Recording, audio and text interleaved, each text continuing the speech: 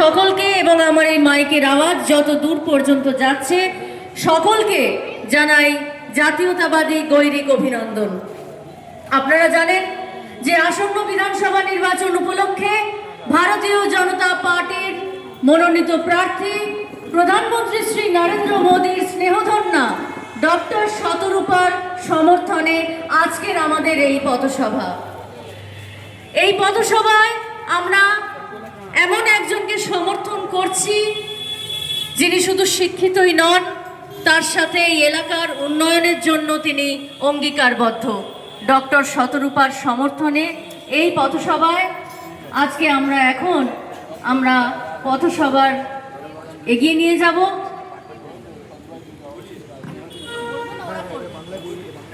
আমি অনুরোধ করব সংক্ষিপ্ত বক্তব্য রাখার জন্য আমাদের ওবিসি মোর্চার